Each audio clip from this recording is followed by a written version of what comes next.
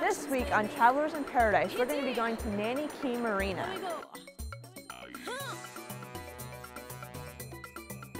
Then we're going to have a Found It at the Dive show and show you a really cool rebreather system from Poseidon.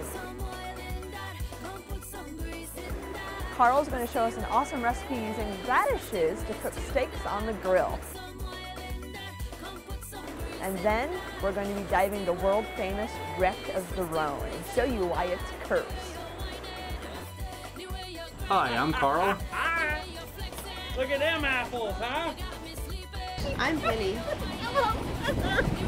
I guess a yellow feather is good for catching barracuda, and that's it. And I'm Lacey. Knowing how isn't my job. I just drive the boat.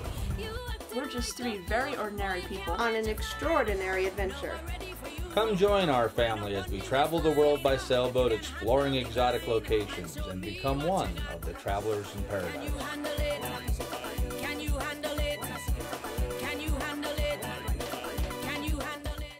In this week's episode of Travelers in Paradise, we head to Nanny Cay Marina.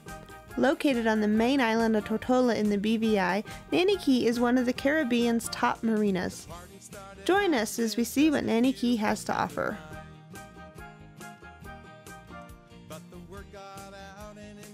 Well, folks, we're here at Nanny Cay Marina. I'm here with Miles, and he's going to tell us a little bit about what this place has to offer you when you come here to the BVI.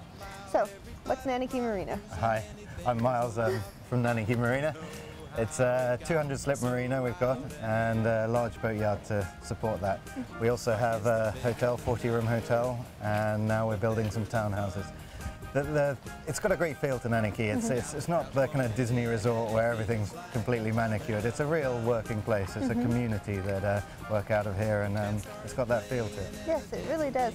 So we have a fantastic hotel. How many rooms was that? 40-room hotel that caters really for people going out on the boats, people working on the boat in the yard. But now we're actually getting more of a destination resort. We've got the beach now, the pool down here, and different services like diving that we have on offer here. Sailing schools, and we often see families coming down, learning to sail while they're down here, and then eventually going out sailing themselves. So there's all kinds of things. It's kind of for the independent traveller. We're not. It's great to get a car, go around the island some days, take out one of the small powerboat rentals for the day, explore the islands, and kind of do your own thing. And that's why we've actually gone ahead and developed Nanny Cay Village, which is a new development in Nanny Cay. It's 32 townhomes that we're building. Oh, blocks, nice. Yeah, 8 blocks of 4 along a canal. So you can keep your little boat outside that. We're selling them, we're privately selling them, but then people can put it back into a rental program with us. So you don't have to be a belonger to be able to have a rental income. No, exactly, because it's within a resort development, and that's where we find they're very popular with both North American and European guests that we have. Oh, that's really nice. It's a good advantage.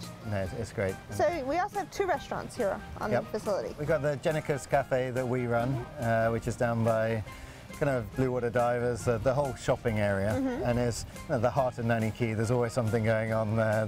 You'll run into someone. We have some computers down there, so it's a kind of lively little cafe that really specialises in breakfast and lunch. And then we have Peg Leg Landing down this end, down near the beach end of the marina, which really lunch and dinner are their big forte. And they cater to the big events we have here, to the different regattas. They'll put on big nights. I mean, we can cater 300 people. If people are itching to come down here, how do they get a hold of you? www.nannykay.com is probably the best. We have regular news updates, and it's a real kind of interactive website now. Well, Miles, thank you so much for visiting with us today about Nanny Cay Marina. Remember, if you're coming down to the BVI, check it out here. It's a place to stay, everything's happening, and you'll have a blast. Coming up, we're going to show you a really neat rebreather that we found at the dive show. Travelers in Paradise is brought to you by Equinox, because the only thing that should get wet is you. Sea of Love, Captain BVI Yacht Charter. Stay tuned. Travelers in Paradise will be right back. Do you like to vacation at waterfront resorts? Do you like to swim? Want to look out at the water and see all the pretty sailboats? Well, stop looking and start doing. On Sea of Love, you are the view. Let this gorgeous sailing catamaran be the place you stay on your next vacation. Jump right off the decks and into pristine, crystal clear, 82-degree water chock full of pretty fishes and places to explore.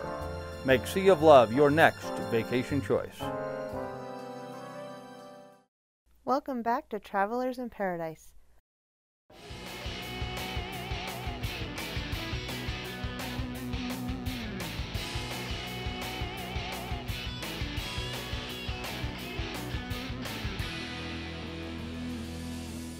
So we're here with Jerry from Poseidon at the Denver Dive Show. And Jerry, I understand you got a new product here, a new rebreather. Tell me about this. We have the world's first ever fully electronic automatic rebreather that's made specifically for the recreational scuba diver. This rebreather can be used by anybody that dives. Anybody that's certified scuba diver can, in a weekend of training, become a rebreather diver. So I understand that if you're an open water certified diver, all you have to do is take a nitrox course and the rebreather course, and you can do that in a weekend. Exactly. Cool. Well, tell me about this unit, because this is a pretty involved, high-tech looking piece of equipment. Right. If you could, we'll turn it around. You can see the. This is the heart of the unit. This is where the CO2 scrubber is housed. We call this the housing for the CO2 scrubber. This is the electronics module, or the brains of the unit. The gas box, everything is right here. Poseidon Extreme regulators. If you notice on this rebreather, there's not a hard shell cover. The reason is because when you travel, all you have to bring is this. You can put any size cylinder on here you want. You just tell the computer what size the cylinder is, so you don't have to travel with your cylinders. You're traveling with about 10 pounds instead of 40 or 50 pounds. Wow. This unit, unit, cool. Fully rigged up, full of gas and ready to dive, with aluminum 19s on it, or 3-liter cylinders, weighs 32 pounds. Now, what's involved with refilling it? What do you got to do? Because I know regular scuba, you got to go get your air bottles refilled. Exactly. So what do you do here? When the oxygen cylinder and the diluent, which for the diluent for recreational scuba divers we use is air.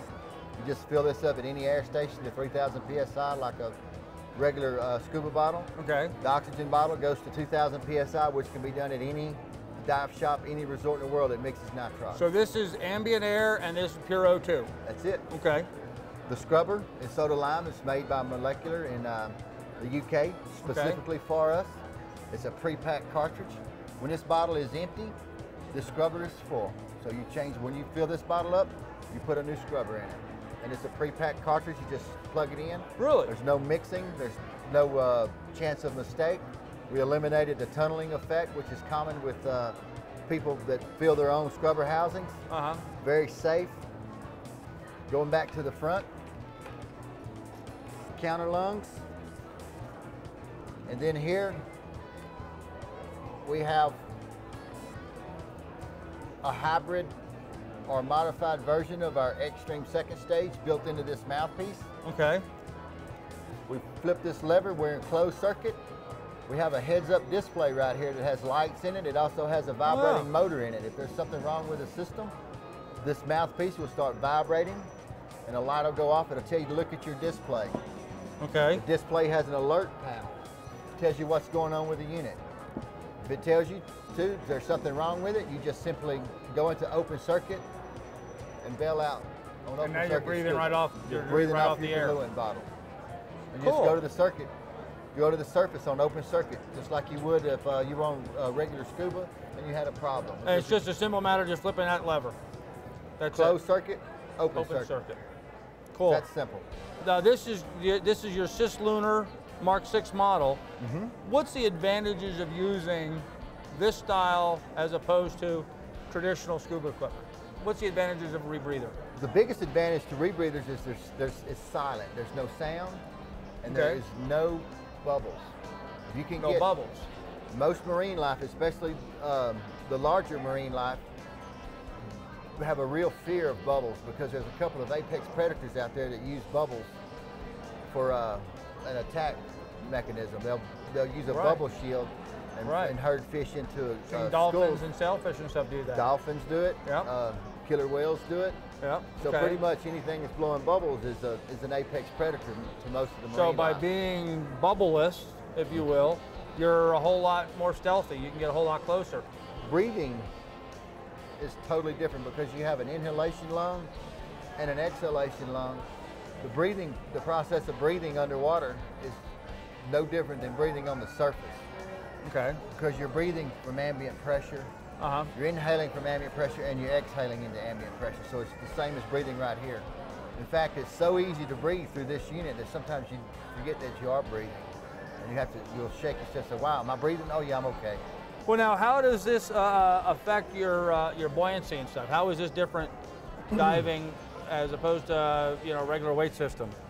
Well, one of the real beauties about a system like this is that once you're at a certain level, whether you have a buoyancy compensator on, you never exchange gas. So the volume of gas inside the loop, which your lungs become part of that loop, stays the same. Okay. So inhalation and exhalation do not affect your vertical movement through the water column. Right. You're just stay at one spot. Okay, so you're not getting the lift and drop like you would when you normally... None whatsoever. Buoyancy control is absolutely at its peak. So if I take a real deep breath, I'm not going to start floating up. If I exhale, I'm not going to go down. You're not going anywhere. Do you find that difficult to kind of get accustomed to that? I find it extremely entertaining on the first couple of dives. Oh, do you? Yeah, I imagine it would be. Real experienced scuba divers that really have the vertical movement down through their inhalation and exhalation. Right. They do a lot of crashing and burning. I imagine I would. Yeah, I'd be taking a deep breath going, why aren't I going up? Right. You know? It's a humbling for the first 2 or 3 dives. So Jerry, if somebody wanted to become certified to how to use the Mark 6 here, how do they go about doing that?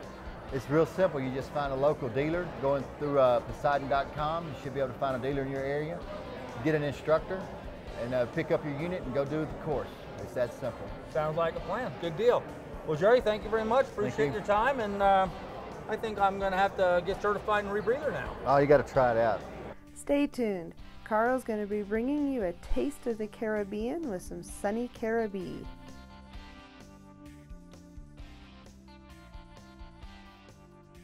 Stay tuned. Travelers in Paradise will be right back.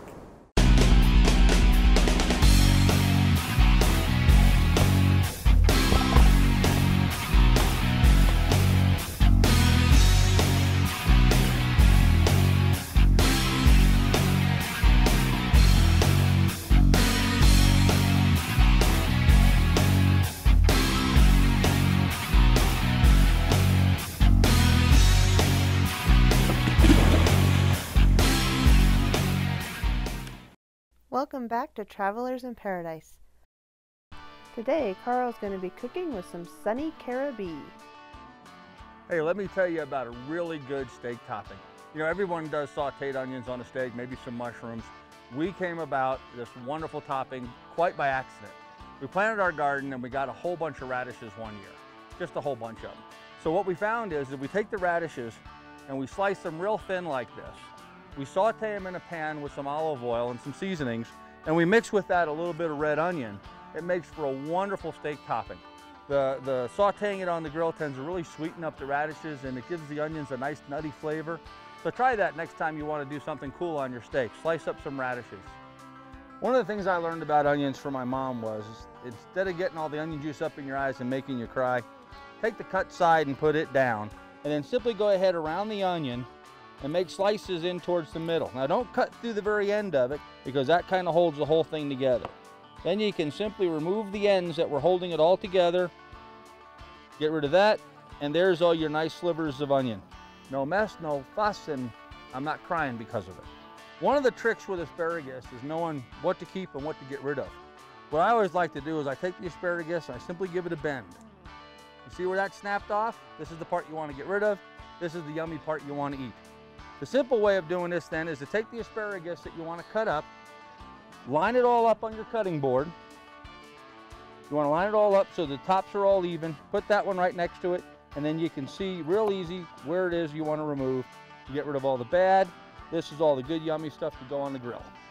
Now what I like to do with the asparagus is that I like to cook them on the grill. And if you've not had asparagus on the grill, you don't know what you're missing. What I do, it's real simple, just like I did before with Brussels sprouts. You're just going to put a little bit of EVO on the asparagus. Give it a quick toss in the EVOO, just like that, so everything gets nice and evenly coated. After coating the asparagus with extra virgin olive oil, just season to taste with some pepper and some salt and spice. Okay, now for a real special treat.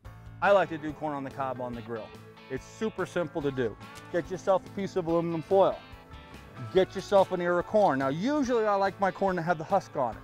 And when it has the husk on it, I'll soak it overnight to get that husk good and wet, and then you can just take it and throw it right on the grill. But since we have corn here that's unhusked, gives me an opportunity to use a little bit of our Sunny Caribbee Caribbean spice on it. Super simple to do on the grill.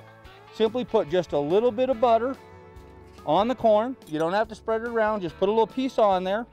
We're going to add a little bit of our Sunny Caribbee herb pepper blend. And we're just going to put some of that on it. Again, you don't have to have it all over. You can see it's kind of getting all over the aluminum foil, so that'll get it all around the thing. And then a little bit of heat, I'm going to put some Caribbean hot sauce on it. Again, that's our Sunny Caribbee Caribbean hot sauce. You want just a drop or two. Now as that cooks, the heat's going to make that butter and the seasonings and everything kind of get all over the corn, so it'll become just wonderful. Simply just go ahead and roll it up. Let's get those seasonings against the corn. Roll it over, roll it right on down, twist to that end, twist to that end. There you go, corn on the cob, ready for the grill. Now for the piece de resistance, the steaks. Simply season the steaks with some Sunny Caribbee steak spice, applied liberally to both sides. These are going to be awesome on the grill.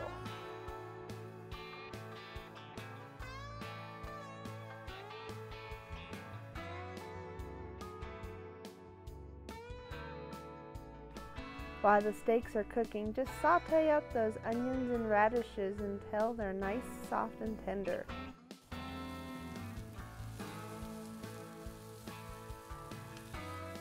Yummy, yummy steaks on the grill. Then, when the steaks are done to your liking, put them off to the side under 1/10 of aluminum foil, and then put the asparagus on the grill until it's tender. I should be able to do this simply in one flip. Slide my spatula up underneath of it, and here's the big moment. There we go. Got them all turned at once. And I'm just going to scoot a few of them down, line them all back up so I can pick them up next time when they're ready to come off and go to the plate. I'll just go ahead and give these a check. Oh yeah, I think that asparagus is done. So why don't we go ahead and we'll take that off, put that on a plate. Look at that. Isn't that just awesome? Look how nice those look. You can see all the caramelization and stuff on them. Really brings out the sweetness of the asparagus. Don't forget to wear a hot mitt when you're taking the corn out of the aluminum foil, because it will be hot. Oh yeah, look at that. Now for the best part, this is a little bit of our red onion and radish sauce. Caramelized onions and radish, just like that on the steak. Isn't that just awesome? Stop by our website to pick up your Sunny Caribbee. Coming up, Lacey's going to take us on a scuba dive to the famous wreck of the Rone.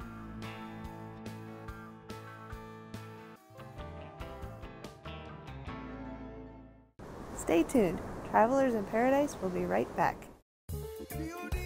The cast and crew at Travelers in Paradise would like to invite you to join us on our next adventure. Sign up for our next On the Set scuba diving vacation. Become part of the crew as we tape episodes for Travelers in Paradise. This unique vacation experience allows you to get a behind-the-scenes look at what a real television production is all about. Join in our dives, tours, and travels as one of our crew, or just tag along for the fun. Check out our website and join us for our next On the Set scuba diving vacation. Whether you are a novice or advanced diver, Blue Water Divers has been teaching people to scuba dive and leading dive trips in the British Virgin Islands for over 30 years. Some of the top dive spots in the BVI are the world-famous wreck of the mail ship Rone, the Indians with their amazing rock formations, and the colorful Rainbow Caverns just off of Pelican Island. All of these are just a quick boat ride away from our two convenient locations. Contact Blue Water Divers today and plan your next scuba vacation. Welcome back to Travelers in Paradise.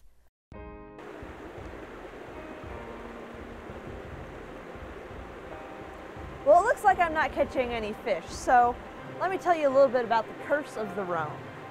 The RMS Rhone was a really big ship. It was 310 feet long and 40 feet wide. It had 2 masts because it ran not only on coal, but it also used sail power. RMS stands for Royal Mail Steamer. It was a British packet ship, so it was transporting mail from Europe to the Caribbean and Central and South America. In 1867, the RMS Rhone is leaving Peter Island to cut out to sea to escape an upcoming hurricane. She cuts between Black Rock Point and Dead Chest Island to try to get out quickly. She cuts wide around Blonde Rock, and in the process the wind suddenly shifts directions and she's slammed against Black Rock Point. When this happens, cold seawater floods into the boat and hits the hot steam engines, causing the engines to explode. 123 passengers on board died after being tied to their beds. In those days, it was common to tie passengers to their beds in stormy seas when the boat was rolling. Since they were tied, they couldn't get free when the boat sank.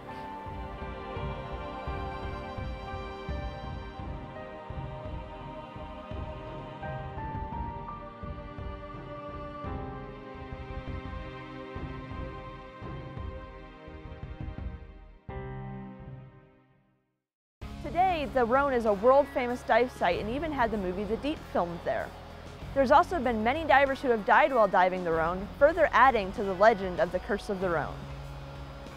Many divers who have tried diving the Rhone have reported strange experiences, weird feelings, strange things have happened to them.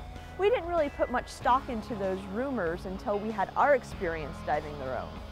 We first tried diving the Rhone in 2005, and we've tried diving it several times since then. The first time in 2005, we couldn't dive it due to poor weather. The second time we tried diving it, my mom's regulator started acting up and she was getting a really weird reading on her air gauge. She had to share air with Carl and we had to call the dive off. Since then, we've had occurrences such as heavy current, bad visibility, poor weather, lots of things that have prevented us from diving the Rhone. But here this last time, we finally got to dive the Rhone. Now, there was a little bit of current, but you know, the dive went over fine. It was an absolutely gorgeous dive, really an awesome experience. But when we got back to the boat, we found that the curse of the Rhone had got us again. Our main camera had a really bad smudge on its lens that rendered all of the footage it took useless. As you can see, we managed to salvage some of it, but it has a really big smudge in this screen. Sorry about that, folks, but you can blame it on the curse of the Rhone.